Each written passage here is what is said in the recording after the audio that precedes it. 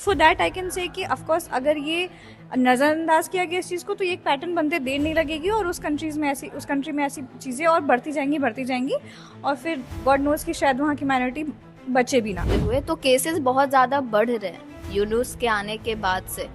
तो कहीं ना कहीं ये भी हो सकता है कि हाँ, अभी जो वहाँ के गवर्नमेंट है वो स्टेबल नहीं कर पा रही हो।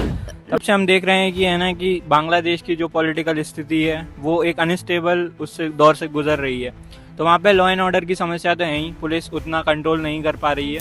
जो टॉप ऑफिशियल्स हैं बीसीसीआई के, even they were not aware कि ऐसा कुछ होने वाला है। So it's safe to say that it was a political decision. जनता भारत के लिए जो भड़की हुई है उसमें वहाँ के हिंदू माइनॉरिटीज का भी बहुत लिंक है।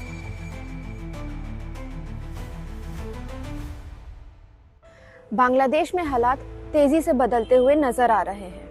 2024 के स्टूडेंट प्रोटेस्ट के बाद शेख हसीना को अपनी पावर छोड़नी पड़ी और वहां के चीफ एडवाइजर मोहम्मद यूनुस बने। लेकिन इस पॉलिटिकल इंस्टेबिलिटी के बीच कुछ हफ्तों से माइनॉरिटीज, खासकर हिंदुओं पर अटैक्स की खबरें सामने आ रही है। सिर्फ 18 दिनों में 7 हिंदू नागरिकों की मौत हो चुकी है।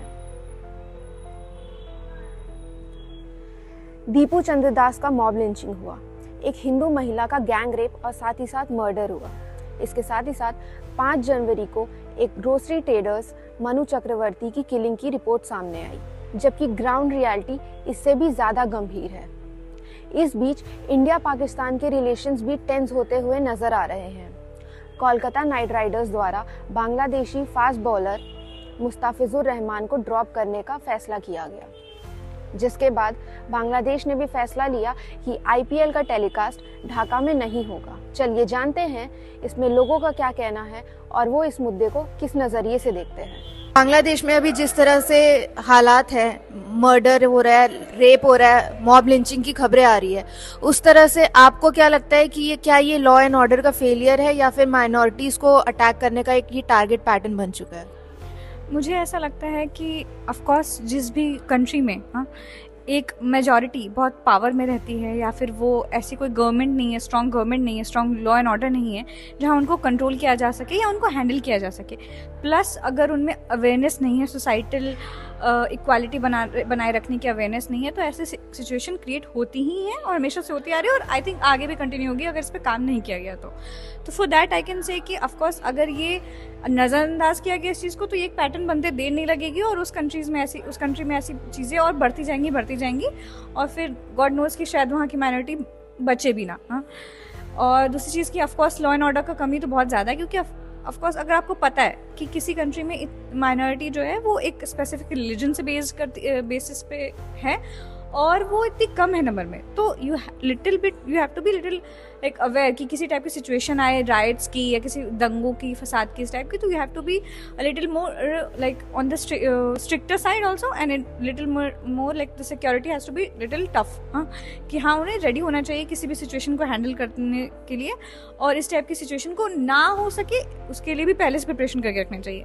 बट हमने देखा है जब भी कुछ ऐसी खबरें आती हैं, खासकर बीट बांग्लादेश और पाकिस्तान, तो वहाँ की जो लॉ एंड ऑर्डर का सिस्टम है वो भी आई थिंक माइनॉरिटीज़ के लिए ज़्यादा फेवर में कोई काम करता नहीं है, because of course they will also belong to specific community, तो वो ज़्यादा अपनी कम्युनिटी को फेवर करते रह जाते हैं rather than performing their duties. तो मुझे लगता है ये दोनों ही बात इसमें अप्लाई हो जाती है।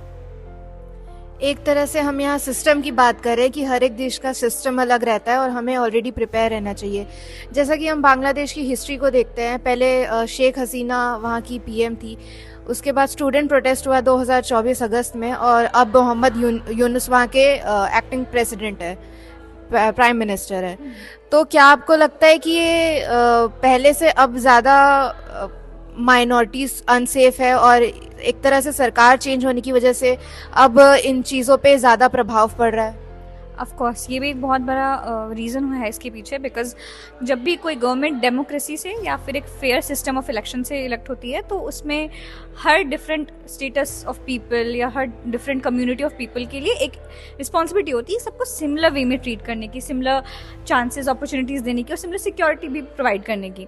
लेकिन जब भी कोई ऐसी गवर्नमेंट बनती है जिसका बेसिस ही कोई प्रोटेस्ट हो या किसी टाइप का राइट्स हो या फिर एक टाइप का लाइक पब्लिक लेड प्रोटेस्ट हो, तो वो जो गवर्नमेंट होती है, that government is more interested in serving the interest of the public that has protested.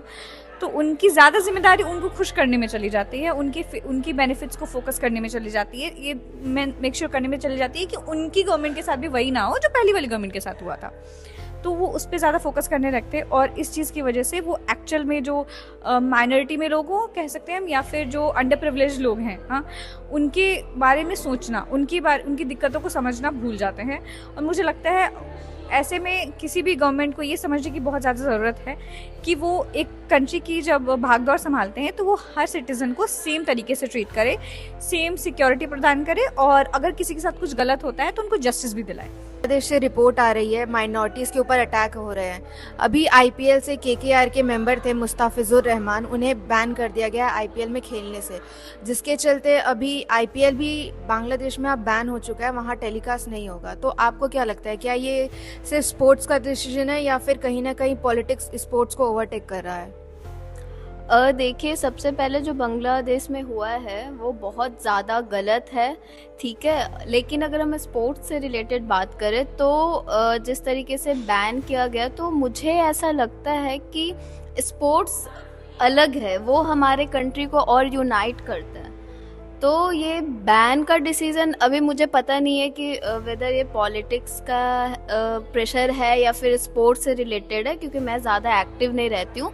But मेरा सिंपल कहना ये चीज़ है कि स्पोर्ट्स में प्लीज़ पॉलिटिक्स को नहीं लाएं, क्योंकि स्पोर्ट्स सबको ही देखते हैं और सारे एकजुट हो करके स्पोर्ट्स को देखते हैं। तो प्लीज़ पॉलिटिक्स को इस चीज़ में इंक्लूड ना करें, क्योंकि ऑलरेडी बहुत ज़्यादा लोगों में नफरत फैल रहा है अभी वॉर के टाइम पे और सब चीज़ें। और स्पोर्ट्स ही एक ऐसा अभी तक बचा रहा था जहाँ पे सब लोग एक साथ यूनाइट होकर के खेलते थे और ये लोगों को जोड़ता है। तो मुझे ऐसा लगता है कि ये गलत भी है। मैं इस पे अपना पूरा टिप्पणी भी नहीं देना चाहती हूँ, क्योंकि अभी श्योरिटी नहीं है कि क्या चल रहा है।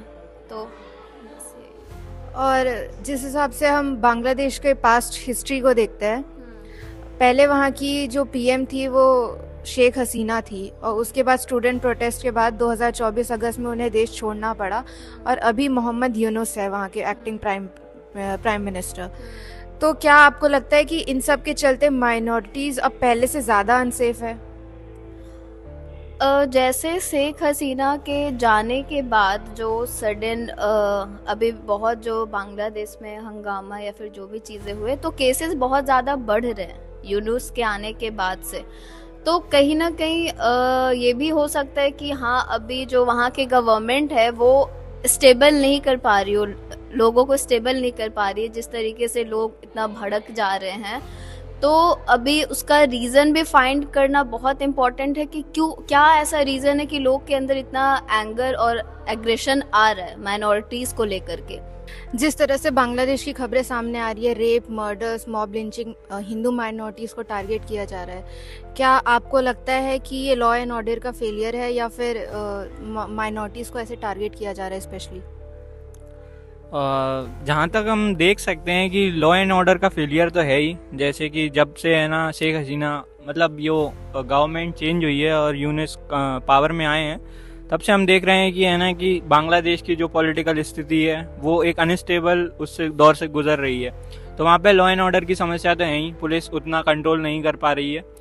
और रिसेंटली हमने ये देखा है कि वहाँ का जो यूथ है वो है ना एक्सट्रीमिज्म की तरफ जा रहा है, रेडिकलाइज होता जा रहा है।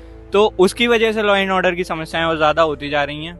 और फिर जो भी है ना हसीना गवर्नमेंट के टाइम पे हुआ, उस सब का वो जो फ्रस्ट्रेशन था वो यूथ अभी क्या कर रहा है कि माइनॉरिटीज़ पे अटैक करके कर रहा है। तो हम कह सकते हैं कि कहीं ना कहीं इक्का दुक्का जो केसेस आते हैं, जैसे जो टारगेट बेस्ड हो सकते हैं, लेकिन अगर पूरी तरीके से सरकार को ये जिम्मेदार ठहराना कि है ना कि वो ही मतलब टारगेट अटैक करवा रही है, तो वो गलत होगा। लेकिन हाँ, हम वो जो पीपल जो हैं या यूथ जो है वो रेडिकलाइज हो चुका है, तो उसके इम्पैक्ट तो हमें दिखेंगे ही। फिर हमने खबरों में ये भी पढ़ा है कि अभी जो आईपीएल होने वाला है उसमें केकेआर के जो फास्ट बॉलर जो बांग्लादेश से थे मुस्ताफिजुर रहमान, उन्हें आईपीएल खेलने से बैन कर दिया गया है। इसके बाद फिर बीसीसीआई ने भी डिसीजन लिया है कि बांग्लादेश में कहीं भी अब आईपीएल जो है वो टेलीकास्ट नहीं होगा। तो क्या आपको लगता है ये स्पोर्ट्स का डिसीजन है या फिर कहीं ना कहीं पॉलिटिक्स जो है वो स्पोर्ट्स को ओवरटेक कर रहा है?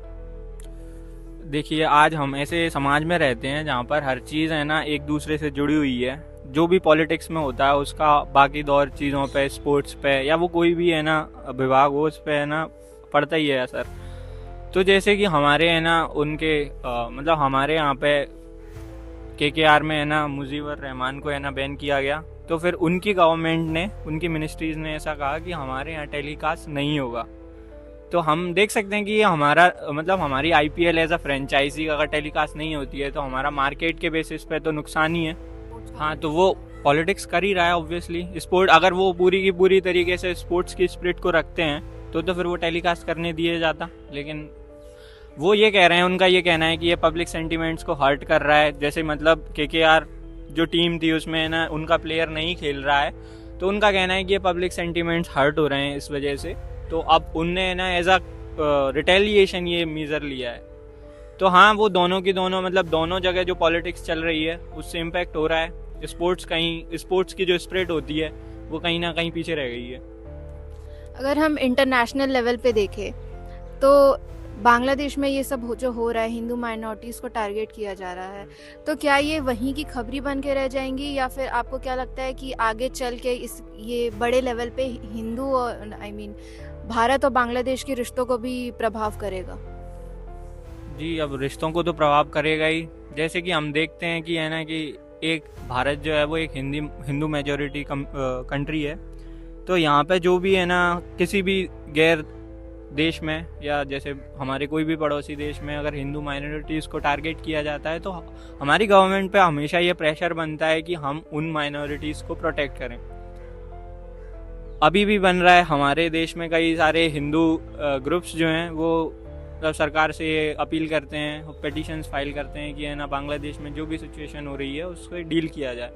और हमारे यहाँ भी जैसे हमारे एक्सटर्नल अफेयर्स मिनिस्टर्स हैं या फिर एम्बेसडर्स जो हैं वो आपस में है ना एम्बेसी लेवल पे और डिप्लोमेटिक चैनल्स ओपन है जिससे कि है ना वो इंश्योर कर सकें कि वहाँ के माइनॉरिटीज़ सेफ रहें। तो हम भी हमारे प्रयास कर रहे हैं, लेकिन अगर वो ज़्यादा जैसे करते हैं, अभी जैसे अटैक होते हैं, तो डेफिनेटली वो इम्पैक्ट तो करेगा ही और वो नेगेटिवली ही करेगा इम्पैक्ट, क्योंकि ये एक है ना फिर ऐसे दिखाता है कि आप है ना जैसे एक इस्लामिक वो बन चुका है, स्टेट बन चुका है। बांग्लादेश एक सेक्युलर स्टेट है जिसके कॉन्स्टिट्यूशन में सेक्युलरिज्म लिखा, मतलब स्टेट में है ना कॉन्स्टिट्यूशनली वो सेक्युलर स्टेट है। लेकिन अगर आप वहाँ पे माइनॉरिटीज़ को प्रोटेक्ट नहीं करते हो, कोई भी माइनॉरिटीज़ हो, तो वो गलत है। तो हम मतलब रिलेशंस तो ऑब्वियसली ख़राब होंगे ही फिर उस बात से।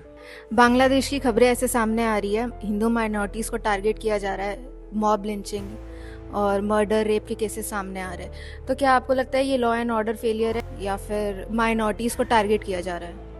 आई थिंक ये दोनों है, it's both. Law and order failure है तो जो फंडामेंटल एलिमेंट्स हैं वहाँ पे वो काफ़ी राइज हो चुके हैं या फिर काफ़ी ज़्यादा डिस्ट्रप्टिव हैं। जो पहले की गवर्नमेंट थी, क्योंकि वहाँ पे स्टेट मशीनरी एक्टिव थी, तो वो रिप्रेस कर पाती थी या फिर कर्टेल कर पाती थी वायलेंस। अभी उनको फ्री हैंड मिला हुआ है। फॉर एग्जांपल एक लोकल इलेक्शन, एक कॉलेज कैंपस लेवल इलेक्शंस के लिए अगर आपको 1000 ऑफ ट्रूप्स मोबिलाइज करने पड़ रहे हैं, that means that state machinery उतना इफेक्टिव नहीं है। अगर हम बांग्लादेश की हिस्ट्री में देखें तो पहले वहाँ पे जो प्राइम मिनिस्टर थी वो शेख हसीना थी। 2024 अगस्त में उन्हें स्टूडेंट प्रोटेस्ट के चलते देश छोड़ना पड़ा अपना। अभी वहाँ के चीफ एडवाइज़र मोहम्मद यूनुस है। तो क्या आपको लगता है कि सरकार बदलने की वजह से भी माइनॉरिटीज़ अब ज़्यादा अनसेफ फील कर रही है? जनरली जो चेंज ऑफ डिस्पेंसेशन हुआ है वो from Awami League it has gone to BNP जो बैंड थी पहले, और अवामी लीग जो शेख हसीना की पार्टी थी वो अपने आप प्रोजेक्ट करती थी as a secular party, whereas BNP और जो जमात इस्लामी है इनका वोट बैंक जैसा हमें पढ़ने में आता है वो फंडामेंटल एलिमेंट्स का ही है, फंडामेंटलिस्ट का ही है, जो ऑर्थोडॉक्स विचारधारा के माने जाते हैं, राइट। सो अगर उनका लीनेज उस तरफ है तो नेचुरली वो कर्ब नहीं करेंगे, वो उन एलिमेंट्स को उतना इफेक्टिवली कर्ब नहीं करेंगे जो बाकी पहले की सरकारें कर पाती, जो शेख हसीना कर पाती। So there is a lot of politics happening in this. Okay अगर हम पिछले 18 दिनों की बात करें तो 7 केसेस ऐसे सामने आए हैं कि 7 लोग हिंदू माइनॉरिटीज़ को अटैक किया गया, उनका मर्डर हो गया है। तो क्या आपको लगता है कि इससे कई भी ज़्यादा मतलब खबरें होंगी जो हमारे सामने आ नहीं पा रही है? डेफिनेटली अगर आप स्टेट मशीनरी आपकी वीक है तो ऐसे इंसिडेंट्स होंगे जहाँ पे जो डिस्ट्रप्शन होगा वो काफ़ी ज़्यादा होगा। बट टू कमेंट कि किस एक्सटेंट तक है, हम क्योंकि बांग्लादेश में है नहीं, हमें सिर्फ रिपोर्टाज जो इंडायरेक्ट रिपोर्टाज हमारे पास आती है हम उसके बेस पे कुछ कहते हैं। Definitely a trend is noticeable, but to what extent it is happening due to communal light, हो सकता है कि लेट्स से 7 और 8 इंसिडेंट्स आए हैं सामने, quite a few of them would be personal animosity, या फिर इस स्टेट ऑफ लॉलेसनेस में लोग पुरानी एनिमिटीज़ को निकाल रहे हैं। So it's difficult to paint the whole country in a single color, but yes, trends are noticeable. Okay अगर हम ये स्पोर्ट्स के लेवल पे बात करें, अभी हमें पता चला है कि आईपीएल में जो केकेआर टीम के जो मेंबर थे मुस्ताफिजुर रहमान, उन्हें खेलने से मना कर दिया गया है, जिसके बाद बांग्लादेश में भी ये आईपीएल का जो ब्रॉडकास्टिंग है वो बैन हो चुका है। तो क्या आपको लगता है ये स्पोर्ट्स का डिसीजन है या फिर कहीं ना कहीं पॉलिटिक्स जो है स्पोर्ट्स को ओवरटेक कर रही है? आई थिंक जो बॉडी है क्रिकेट ओवरसी करती है BCCI, as per the reporters that we have read, जो टॉप ऑफिशियल्स हैं बीसीसीआई के, even they were not aware कि ऐसा कुछ होने वाला है। So it's safe to say that it was a political decision. जिस तरह की बांग्लादेश की खबरें सामने आ रही है, हिंदू माइनॉरिटीज़ पर अटैक हो रहे हैं और रेप, मॉब लिंचिंग और मर्डर की खबरें सामने आ रही है, तो आपको क्या लगता है कि या ये लॉ एंड ऑर्डर का फेलियर है या फिर माइनॉरिटीज़ को टारगेट किया जा रहा है? डेफिनेटली इन माय ओपिनियन ये मैंने जितना अभी तक पढ़ा है और देखा है, ये कहना सही होगा या नहीं होगा, लेकिन ये पॉलिटिक्स है इससे रिलेटेड भी है। वहाँ की जो सरकार है उसका ये बहुत बड़ा फेलियर है, क्योंकि एक देश के जो लीडर्स होते हैं उनका दायित्व होता है कि वो अपने देश की जनता को सुरक्षित रखे, सिर्फ उसके साथ साथ ही वहाँ के माइनॉरिटीज़ को प्रोटेक्ट भी करे। अब जैसे हमारे देश की हम बात करते हैं तो कभी कभी ऐसा होता है कि हमारी सरकार भी फेल कर जाती है, बट वहाँ पे ये देखा गया है कि माइनॉरिटीज़ पे, अभी की बात नहीं, आप पिछले साल का केस ले लीजिए शेख हसीना वाला, वहाँ जनता सड़क पर उतर के शेख हसीना के घर के सामने आग लगा दी है, उसके घर को, इवन उसके घर में इतना लूटपाट मचा के गई है, शेख हसीना को भागना पड़ा। मुझे जहाँ तक लगता है जनता भारत के लिए जो भड़की हुई है उसमें वहाँ के हिंदू माइनॉरिटीज़ का भी बहुत लिंक्ड है। जैसे कि अगर हमारे देश को माना जाता है कि हमारा देश हिंदू राष्ट्र है, इवन दो यहाँ पे बहुत सारे रिलीजन, जाति, बहुत अलग तरीके के लोग रहते हैं, लेकिन वहाँ के लोग ये समझते हैं कि हमारा देश मुस्लिम मेजॉरिटी देश है, तो यहाँ की जो माइनॉरिटीज़ है वो भारत से लिंक है। इवन तो वहाँ के जो हिंदू लोग हैं वो ये कहते हैं कि हम जिस देश में रहने हैं, पाकिस्तान के भी हिंदू लोग यही कहते हैं कि हम जिस देश में रहने हैं हम उसी का खाएंगे, यहीं रहेंगे, तो हम भारत के कैसे हुए। लेकिन वहाँ के जो मेजॉरिटी लोग हैं मुस्लिम, उनका जो माइंडसेट बना दिया गया है, और ऐसा नहीं कि उनका माइंडसेट वो बचपन से बनाते आए हैं, उनका माइंडसेट धीरे धीरे, जैसे होता है ना कि बीज, अगर एक पौधा बड़ा होता है तो बीज डाला जाता है, वो बीज जो है शुरू ही पॉलिटिक्स से होता है। वहाँ की जो सरकार है अपना खेल रचाने के लिए ऐसा कुछ कर रही है। इवन दो वहाँ की सरकार को ये करना चाहिए कि वह माइनॉरिटीज़ को प्रोटेक्ट करे। वहाँ पे जो अभी जो केस हुआ है दीपू चंद्र दास वाला, उसके जो भी गुनहगार हैं उसको सज़ा दिलाएं, ताकि वहाँ के लोग, माइनॉरिटी लोगों को भी पता रहे कि हम इस देश में सुरक्षित हैं। वरना आने वाले फ्यूचर में जो भी उस देश की सरकार होगी, उस देश के जो भी प्राइम मिनिस्टर होंगे, ऐसा हो कि माइनॉरिटीज़ के साथ साथ मेजॉरिटी जो पीपल है वो भारत पे भी अटैक करेंगे, और आप चाहे कितनी भी कोशिश कर लें अब भारत के साथ अच्छा रिश्ता बनाने की, वो फ्यूचर में मुझे लगता है कि इंटरनेशनल लेवल पे वो टूटते हुए मुझे जैसा मैंने पढ़ा वो दिखाई दे रहा है। तो दैट्स आपने सरकार की बात करी, शेख हसीना की बात करी। शेख हसीना ने 2024 अगस्त में देश छोड़ के उनको जाना पड़ा स्टूडेंट प्रोटेस्ट की वजह से। अभी वहाँ के acting prime minister Mohammad Yunus हैं। तो क्या आपको लगता है कि कहीं ना कहीं सरकार के बदलाव की वजह से भी अभी माइनॉरिटीज ज़्यादा अनसेफ हो रही हैं? इवन दो यस, क्योंकि हमने पिछले साल से ये बहुत ज़्यादा केस सुना है और इस साल तो अभी तक में 2-3 केस ऐसे सुनने को आ गए हैं। शायद ये भी हो सकता है इस सरकार की यूनुस की सरकार का फेलियर भी कह सकते हैं हम, क्योंकि वो अपने देश के जो भी माइनॉरिटीज पीपल है, इवन तो मेजॉरिटी को भी वो अच्छे से संभाल नहीं पा रहे हैं। क्योंकि अगर वो अपने देश में अमन बनाना चाहते हैं तो हर एक लोगों को समान नज़र से देखें, लोगों को समझाएं कि चाहे वो माइनॉरिटी हो चाहे वो मेजॉरिटी में हो, इंसान अमन चाहता है, इंसान पीस चाहता है, वो 2 वक्त की रोटी के लिए कमाने जाते हैं। अगर आप धर्म के नाम पे किसी को मार रहे हैं, किसी को पीट रहे हैं या किसी का रेप कर रहे हैं, इवन तो इतनी केस सुनने में आई है कि वहाँ के लोगों का रेप, लड़कियों का, बच्चियों का रेप किया जाता है, तो ये किसी भी धर्म में ये नहीं सिखाते कि आप रेप करें। वो हमेशा यही सिखाते हैं कि कैसे इंसानियत को आगे ले जाया जाए। अगर हम ये इंटरनेशनल लेवल पे देखें, भारत और बांग्लादेश के रिश्तों को देखें, तो क्या ये जो अभी खबरें आ रही हैं वो सिर्फ वहाँ की खबरें बन के रह जाएंगी, माइनॉरिटीज़ लेवल की इशू बन के रह जाएंगे, या फिर कहीं ना कहीं आपको क्या लगता है क्या ये भारत और बांग्लादेश के रिश्तों पर भी प्रभाव डालेगा? डेफिनेटली बहुत बड़ा, मतलब ये जो अटैक है सिर्फ एक पर्टिकुलर कम्युनिटी पे, तो वो इफेक्ट तो डाल ही रहा है। हमारे देश में भी काफी लोग हैं जो बढ़ चढ़कर बोल रहे हैं इसके बारे में, लेकिन इस देश में वो भी लोग हैं जिनका मानना है, इवन दो अगर आप रोड पे जाएंगे और किसी मुस्लिम मेजॉरिटी जो मुस्लिम मेजॉरिटी एरिया है, अगर उनसे ये पूछेंगे तो वो लोग कह रहे हैं कि ये सही हुआ है।